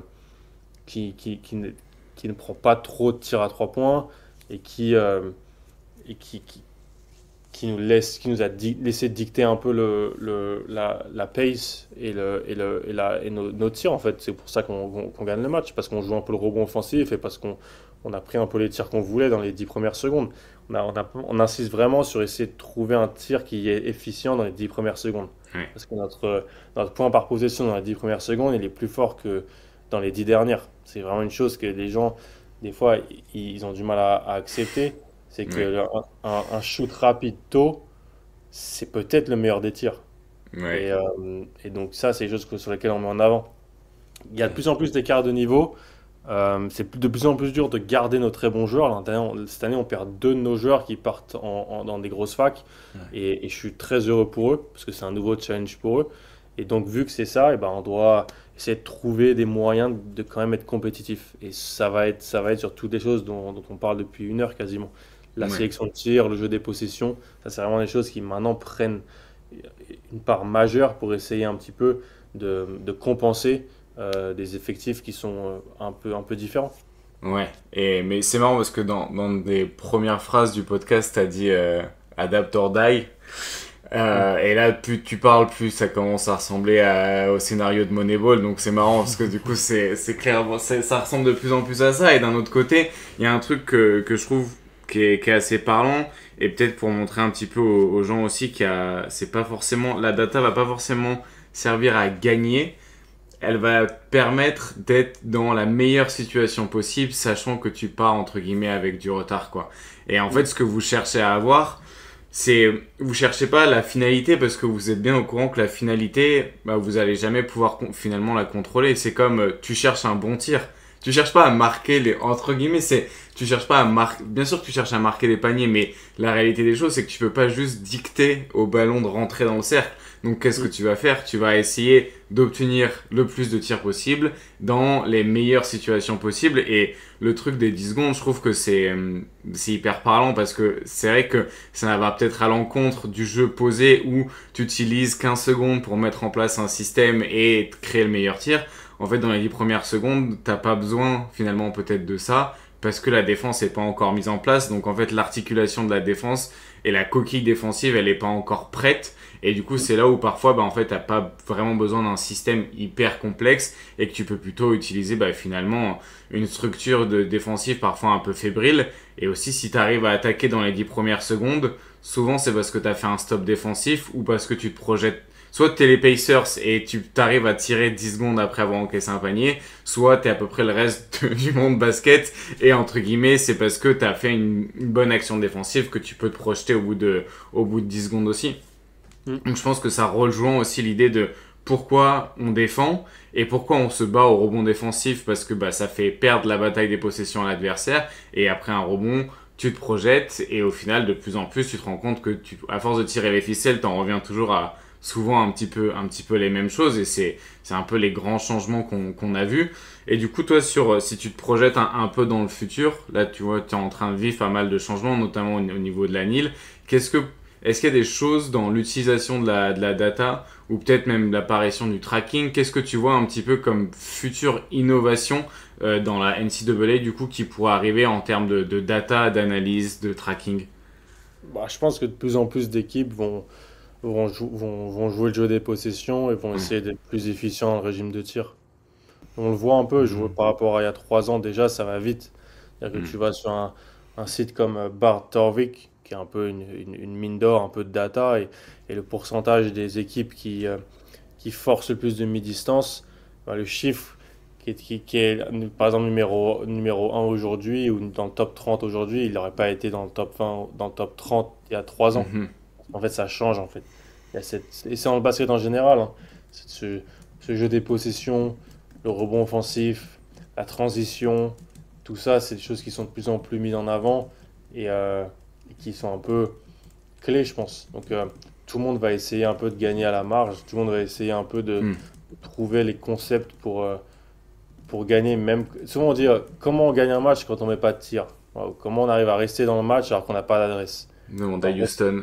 bah ouais, c'est tout le reste en fait. tout le reste qui est à côté et qui, pendant pas mal d'années, peut-être n'arrivait pas à être défini, n'arrivait pas à être posé sur papier. Et qu'est-ce que c'est, littéralement? Bah, c'est ça, en fait, c'est la bataille des possessions. C'est essayer de gérer le rebond offensif pour mettre à mal la transition offensive de l'équipe adverse. C'est gérer le rebond défensif pour pouvoir créer de la transition offensive. C'est la sélection de tir, c'est toutes ces choses-là. Il y a pas, bien sûr, il y aura beaucoup d'innovations, mais là, je trouve que depuis 10 15 ans, et même depuis 3 4 ans, là, il y a beaucoup de choses qui sont mises en avant un peu partout. Et la NCA, ça peut être un. Je sais qu'en football, en foot US, la NCS, c'est vraiment un laboratoire pour la Mm. NFL. Plein de choses qui s'y font, qui s'y tentent, et des choses et je pense que ça va être la même chose dans les prochaines années. Ouais. Je pense qu'il y a des équipes qui vont jouer le jeu des possessions, mais comme personne ne vont jouer. Je Oui, pense que quitte les à se équipes. faire tuer sur transition et envoyer genre 4 mecs pour cracher selon le type de tir aussi. Parce que je pense que parfois, je trouve la bataille des possessions, vu qu'on commence à en parler, parfois ça peut paraître un peu réducteur tactiquement. Comme si c'était juste bazardé, enfin c'est comme si c'était envoyer 5 mecs comme des morts de faim au rebond, mais en réalité, attends, je te confonds toujours. C'est Jeff Van Gundy qui parle dans un podcast récemment avec Slap in the Glass de l'importance du rebond offensif, comment il a évolué. Il dit que c'est la chose qui a le plus évolué au basket entre la fin de son passage à Houston et son arrivée de nouveau dans les coaching staff aux Celtics et puis aux Clippers. Il dit c'est le rebond offensif et il dit ce qui est intéressant c'est qu'en fait t'as des règles, c'est-à-dire que si c'est un tir dans une certaine zone et que la match-up le mec qui défend sur toi, il est dans le slot, ou alors s'il est dans le corner, s'il est au niveau de le top de la raquette, bah du coup tu t'as pas le même comportement au rebond offensif. Et t'as aussi le truc ils savent que après un tir raté au cercle, t'as pas en gros je crois que c'est Joe Mazzulla qui dit après un tir loupé au cercle, il y a pas de défense de transition Il n'y a parce que pas de plan. le jeu repart tellement vite. En fait, c'est souvent après les tirs au cercle que tu t'encaisses le plus de points en transition. Et du coup, c'est peut-être pour ça qu'il y a des fois où c'est selon aussi qu'est-ce qui est le plus risqué en transition derrière que tu vas envoyer le plus de mecs au rebond offensif. Et du coup, tu as encore ce truc-là ah bah il y a encore entre guillemets lien de causalité. Enfin, il y a une vraie causalité entre comment tu te comportes et quel type de tir a été pris par l'adversaire et où est-ce qu'ils sont positionnés sur le terrain. Donc c'est pour ça que c'est hyper intéressant la bataille des possessions et je pense que tactiquement c'est sous-évalué à quel point ça peut être complexe et à quel point tu peux avoir des vrais schémas. C'est moins sexy qu'un double drag ou des zoom action parce que là c'est beau, il y a du mouvement, ça va être un peu plus sur un jeu de placement, mais pour moi il y a il y a une vraie tactique de la bataille des possessions et c'est pas juste essayer d'attraper le plus de ballons possible bêtement quoi. Ouais, finalement, en plus, il y a un peu ce côté aussi, je pense, tu vois, sur les placements ou des probabilités de selon où tu prends le tir, où est-ce que le rebond peut aller. Je pense, tu vois, il y a encore un côté, en fait, tout ce que tu dis, je pense, c'est de la data. C'est de la data de si tu prends le tir là, tu as plus de chances d'avoir une transition, etc., etc. Mais tu vois, tu parlais un peu de laboratoire. Est-ce que ça l'est pas déjà un peu, finalement, la NCAA par rapport à la NBA? Tu vois, une équipe comme Alabama qui est ultra analytics, des choses comme ça. Même, même Florida qui est une équipe qui, je crois que c'est genre la meilleure équipe au rebond offensif et qui a été championne cette année. Est-ce que ça ne l'est pas un peu déjà ou tu penses que ça peut le devenir encore plus, ce côté laboratoire? Ouais, je pense que la G League, c'est le petit laboratoire de la NBA. C'est Ouais. vrai que c'est ça qui est bien quand on est aux États-Unis aussi, c'est qu'on peut rencontrer pas mal de gens qui bossent pour différentes franchises et pour parler avec pas mal de coachs, d'assistants coachs qui sont en G League. Euh, euh, il y a beaucoup de, il y a beaucoup de choses sur le rebond, la transition défensive qui est tentée en fait, qui est tentée déjà et pour un peu de data et un peu de voir comment ça fonctionne. En NCS, c'est pareil. Mais je pense que la NCS, en fait, c'est un laboratoire, mais c'est aussi dû au fait que vraiment tout le monde ne joue pas aux mêmes armes, en fait, avec les mêmes armes. Tandis en G-League, bon, bah, tous les effectifs sont un peu les mêmes. Il va y avoir des joueurs de G-League, 2-3 joueurs qui sont dans des contrats NBA et qui sont là pour un peu prendre des ballons et se développer. En NCAA, le but, c'est de gagner les matchs. Donc tu peux pas vraiment être totalement dans le laboratoire comme en G-League, mais je pense qu'en fait, tu es quand même dans un laboratoire parce que à un moment donné, tu dois quand même être dans la tentative et l'innovation. C'est ça pour le côté de laboratoire, dans l'innovation pour essayer de compenser le fait que tu joues pas à armes égales en fait. Ou que tu as 12 nouveaux joueurs dans ton effectif. Et donc, bah, la, la, la, la, comment on dit chemistry en français? J'ai oublié. La, L'alchimie. exact, merci beaucoup. L'alchimie entre les joueurs, bah, elle va pas être super bonne parce que c'est une nouvelle équipe. Ok, on a une nouvelle équipe, on a des joueurs de talent. Comment on va jouer sur les marges? Parce que c'est pas vraiment des choses qui sont on n'a pas besoin de l'osmose complète entre les joueurs sur les placements et tout ça. On peut être plus dans le coaching sur, ok, quand il y a ce type de tir-là, tu fais ça, ou tu fais ci. Donc, je pense que c'est sur ça que ça peut vraiment être un peu un laboratoire. Et puis, c'est aussi un laboratoire parce c'est des stats en fait. C'est des stats et donc c'est de la data pour qu'elles soient individuelles ou Hmm. collectives. Et que, Hmm. voilà, Nate Oates à Alabama, il y a beaucoup de gens en NBA qui regardent ce qu'il fait et lui, il regarde énormément de ce qui se fait en NBA aussi pour faire ce qu'il fait en place. Todd Golden à Florida, tu l'as dit, c'est une équipe qui a joué la bataille des possessions en fait. Personne ne l'a dit dans l'analyse, Ouais. mais c'est une équipe qui joue à fond la bataille des possessions. Ils jouent avec. Ils ont deux non-shooters au poste 4-5 quasiment. C'est des monstres du rebond. Le backup, c'était un monstre du rebond aussi. Et puis en attaque, ça perdait pas trop la balle sur les extérieurs. C'était Hmm. beaucoup de tirs extérieurs, ça perdait pas trop la balle. Donc c'était un peu de la bataille des possessions, plus quoi. Ouais, ouais, ouais, complètement. Et j'ai juste une dernière question, pardon, de te prendre ton temps avant de passer Compris, à la On va passer rubrique au expert bonus pour d'autres questions. pour compris. au bonus pour notre question. Mais justement, ça me fait penser, est-ce que, par exemple, un coach comme Dan Hurley, Hmm. est-ce que c'est quoi en gros la question? C'est un peu quel est ton avis par rapport à Dan Hurley et l'attaque qu'il a à Yukon? Parce que c'est tellement un truc pour moi qui est marquant ce qu'il fait et un peu révolutionnaire. Est-ce que tu penses que ça rentre dans ce côté laboratoire, ça peut influencer la NBA? Pour ceux qui connaissent pas, en gros, c'est une attaque qui je ne saurais même pas trop la décrire, mais avec énormément de mouvements, vraiment un peu de partout, et qui avait Dan Hurley qui avait été approché par les Lakers l'été dernier avant J.J. Redick. Est-ce- c'est quoi ton avis un peu par rapport à l'approche qu'il a offensivement, Dan Hurley? Bah, franchement, c'est vraiment. Déjà esthétiquement, c'est super beau à regarder. Euh, du mouvement, des coupes, utiliser les bigs des positions différentes, axer sur le nombre de passes, les décisions rapides, les écrans non porteurs, les écrans loin du ballon. Pas être en fait simplement sur un espèce d'héliocentrisme NCA qui peut se mettre en place dans pas mal d'équipes où le porteur de balle est le meilleur joueur et donc on va vraiment cibler pour qu'il ait le plus de ballons et le plus de tirs pendant 40 minutes. Donc sur ça, je trouve que c'est super intéressant. Euh, Puis c'est pas vraiment la manière qu'il a de construire ses équipes, d'avoir un porteur de balle héliocentrique. Parce qu'un joueur comme Cam Spencer, je crois qu'il est aux Grizzlies aujourd'hui, c'est un excellent porteur de balle, mais c'était pas vraiment son rôle. Donc moi, franchement, j'aime beaucoup.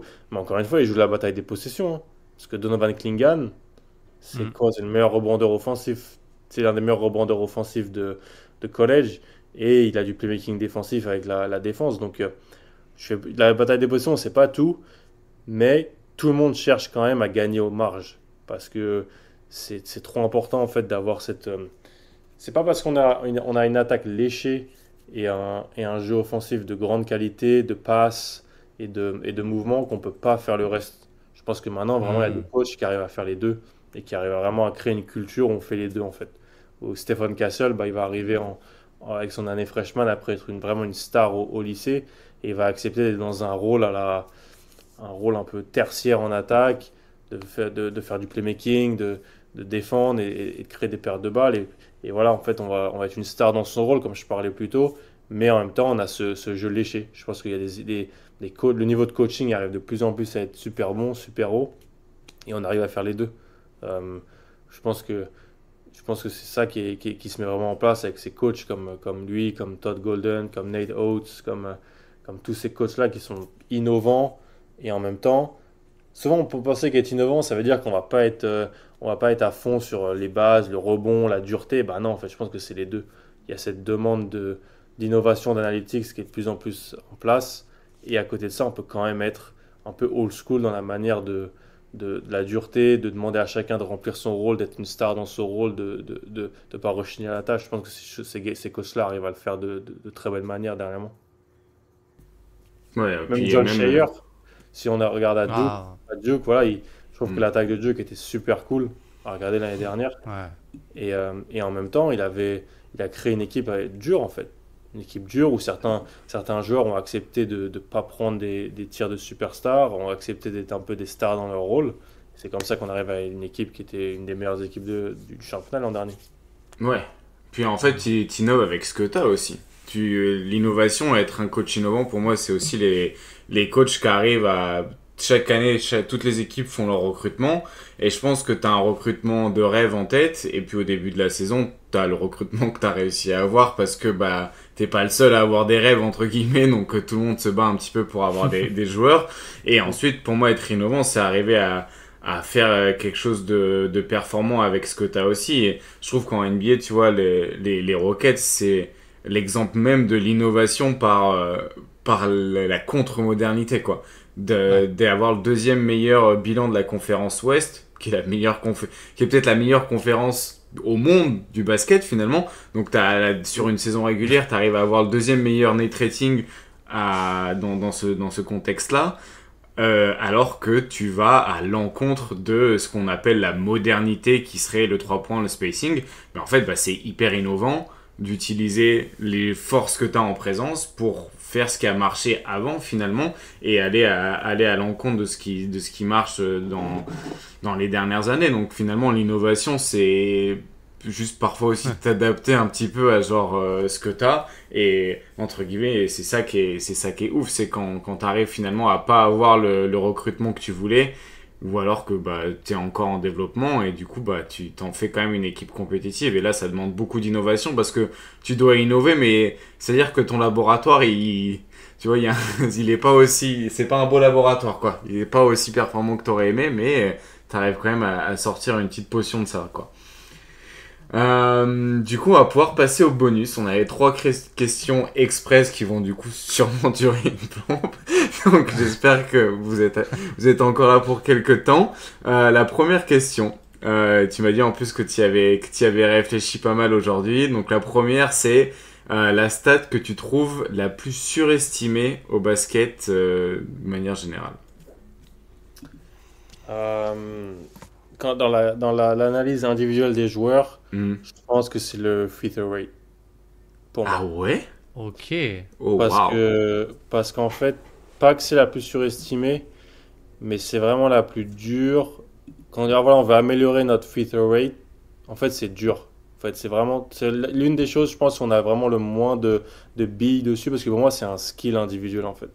Ouais. C'est vraiment, C'est intrinsèque au joueur, quoi. c'est vraiment un skill individuel. C'est dur, vraiment, de.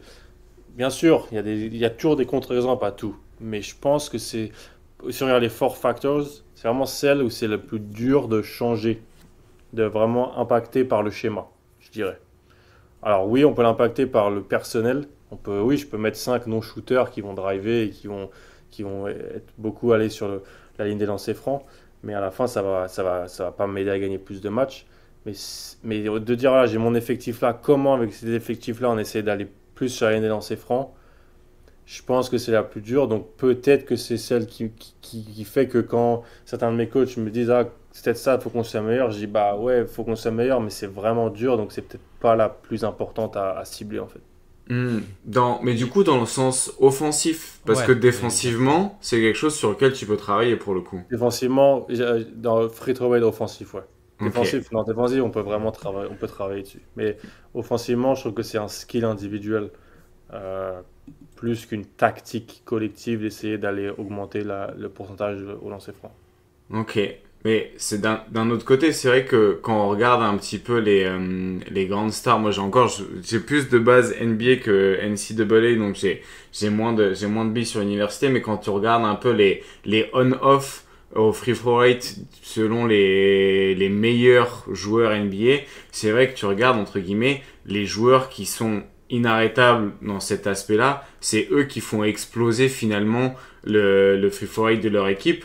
Alors que tu regardes une équipe comme les Celtics, par exemple, les Celtics avaient peut-être les schémas l'année dernière, ou même l'année d'avant plutôt, les plus adaptés à créer des fautes, parce que c'était une équipe qui avait un énorme spacing, donc qui forçait forcément, entre guillemets, la défense à être en retard. Et pourtant, c'était une équipe qui était parmi les moins bonnes au free throw rate, parce que tout simplement, bah, il n'y avait pas vraiment de joueurs qui étaient bons à la provocation de fautes, à part Porzingis.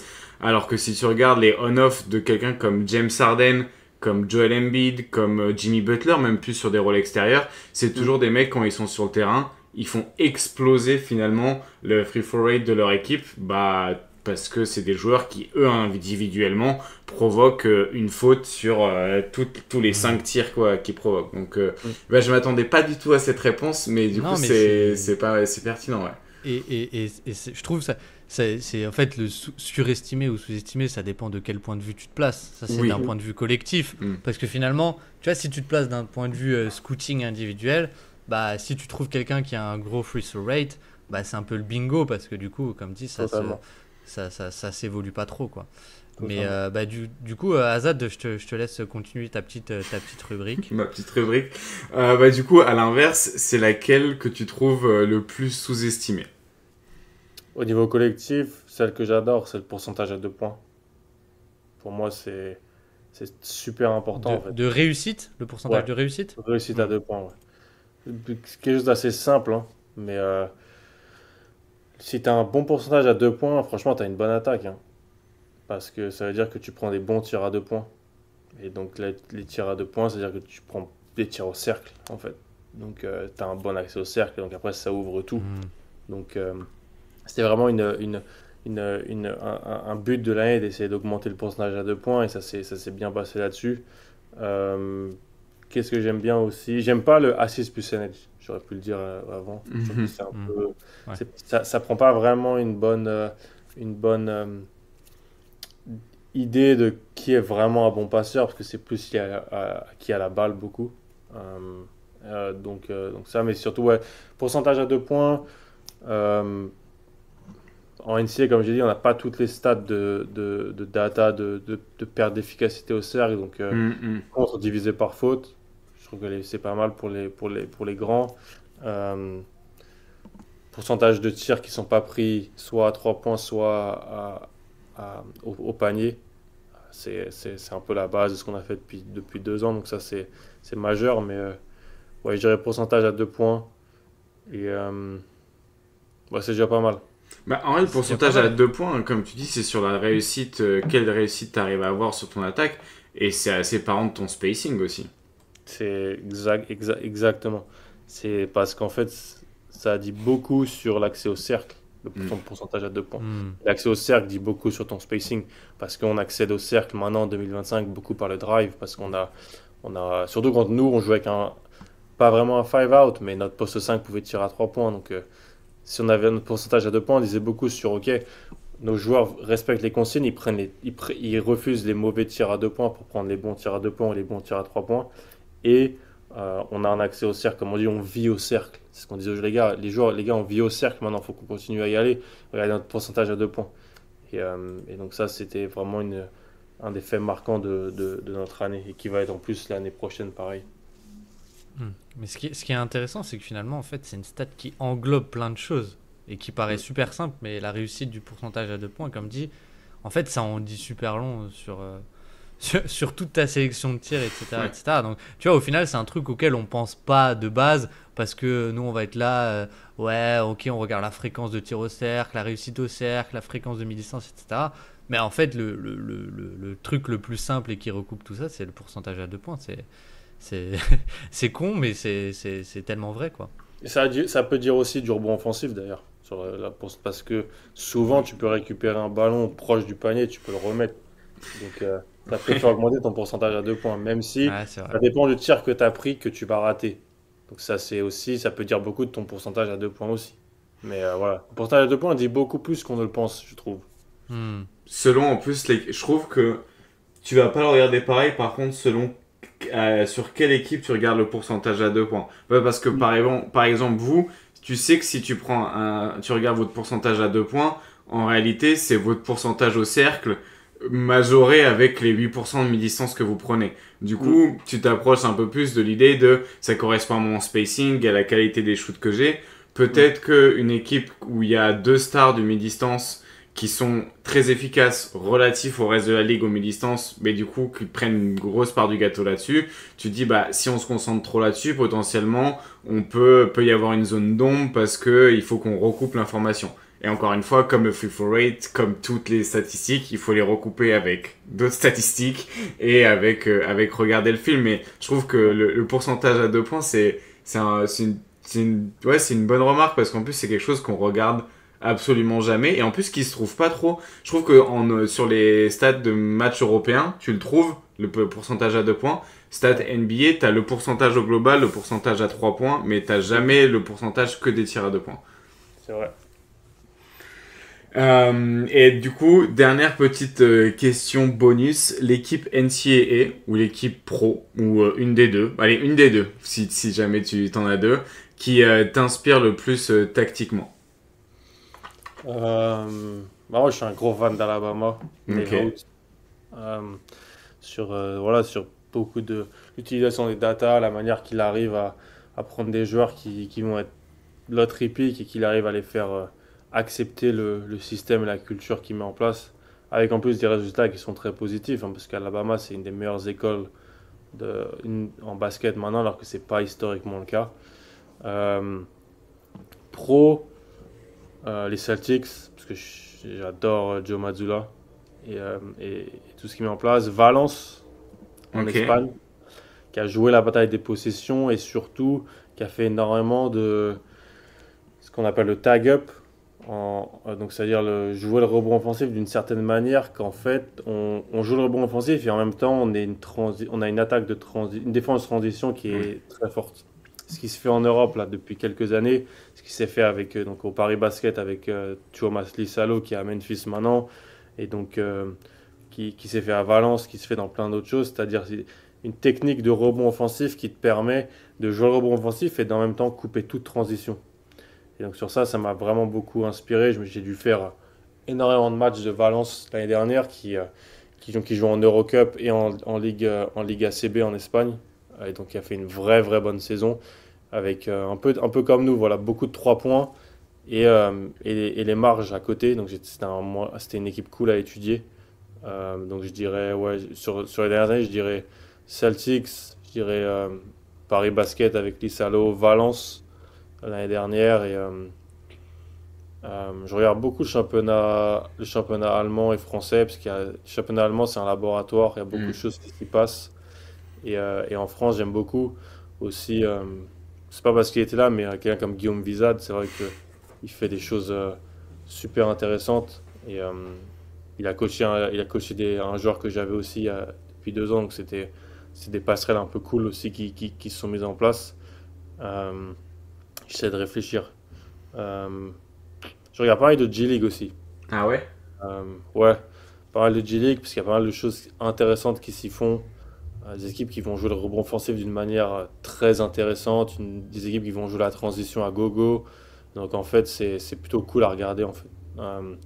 Les Whip City Remix, l'équipe de G-League de Portland, qui sont des trucs un peu cool. Donc ça, c'était plutôt sympa.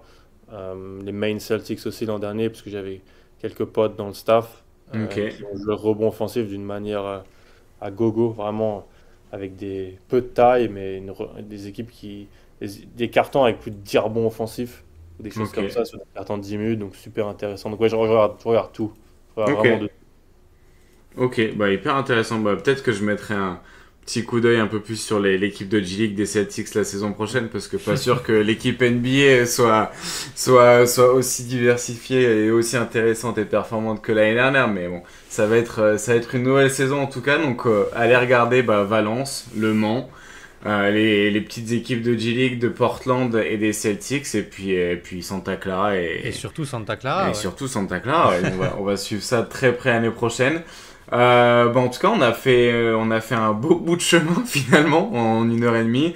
On aura pu parler déjà de ton rôle, de ton poste, d'un petit projet qu'on a fait ensemble, de la data au cœur du projet et même comment du coup il y a l'acculturation à la data et comment faire rentrer un petit peu la data au sein des mœurs d'une équipe pour les coachs et les joueurs. On aura parlé du développement tactique et comment aussi on utilise ça aussi pour la data pour le recrutement, surtout à l'heure où les salaires et les budgets prennent de plus en plus de place. Comment arriver à, entre guillemets, être le David et combattre le Goliath de l'argent et de la Nile avec la data et les metrics. Puis ensuite, les perspectives pour l'année prochaine. Comment évaluer ses ambitions aussi quand on est une équipe de mid-major, qu'on veut gagner des matchs, mais qu'on veut aussi avoir une vitrine finalement pour pouvoir recruter. Et puis la petite rubrique Express. Donc je pense qu'on a fait le tour du propriétaire. Merci beaucoup, Alan. Est-ce que tu avais une dernière chose à ajouter ou est-ce qu'on peut te laisser partir? Non, déjà, merci beaucoup pour l'invite et pour l'émission. C'était vraiment, vraiment cool. Je trouve qu'il y a de plus en plus de contenu diversifié. C'est pas parce que je pense que les gens pensent pas, arrivent pas à comprendre comment, même qu'on peut être plus dans le milieu professionnel, mais qu'on peut quand même écouter tout ce qui se fait en fait en production de contenu. Et c'est vraiment super bien ce qui se fait, je trouve, aujourd'hui. Du contenu diversifié, de qualité. Et franchement, c'est un plaisir de vous écouter, de parler basket avec vous. Et donc, j'espère que ça va continuer longtemps pour le Dreamcast Show. Et c'était un plaisir d'être là. Et peut-être on pourra refaire ça dans quelques temps aussi. Avec grand plaisir. Mais c'est vrai nous, on que sera là. nous, on va pas bouger. Mais c'est vrai que l'aspect professionnel qui écoute du contenu amateur de basket, moi aussi, je m'en rendais pas trop compte. Et finalement, c'est Vizad aussi et Guillaume Vizad qui m'en avait parlé et qui m'avait dit, nous, on a déjà tellement à faire à regarder nos joueurs, nos gars, nos adversaires et notre ligue qu'avoir des gens qui font du contenu entre guillemets sur d'autres ligues, sur ce qui se passe ailleurs, il appelle ça des fiches de lecture. Les traits tactiques, les podcasts, les vidéos, il dit c'est mes fiches de lecture j'aurai jamais le temps de lire le bouquin parce que j'ai déjà bien trop de trucs à gérer. Mais par contre, avoir une fiche de lecture qui m'explique un petit peu ce qui est en train de se passer, les tendances que je pourrais potentiellement creuser après, là, ouais, c'est essentiel parce que ça permet de faire de la veille finalement. Et du coup, c'est hyper gratifiant, tu vois, pour nous amateurs de savoir qu'il y a des professionnels du monde du basket qui vont prendre le temps d'écouter ce qu'on fait et ça nous encourage à continuer parce que de toute façon, on fait ça pour le plaisir. Non, il faut, c'est un plaisir. Et on fait ça aussi un peu pour l'argent, mais il faut pas le dire trop fort. Mais non, pour mais les en tout grosses cas, royalties, ouais. les grosses royalties, exactement. On a fait 1 heure et demie. Je pense qu'on aurait pu faire 1 heure et demie de plus. En tout cas, c'était un vrai plaisir. Je pense qu'on peut finir là-dessus. Ouais. On peut finir là-dessus, mais c'était un vrai gros plaisir de prendre un peu d'écouter, de prendre le temps d'écouter quelqu'un qui est dans le milieu professionnel.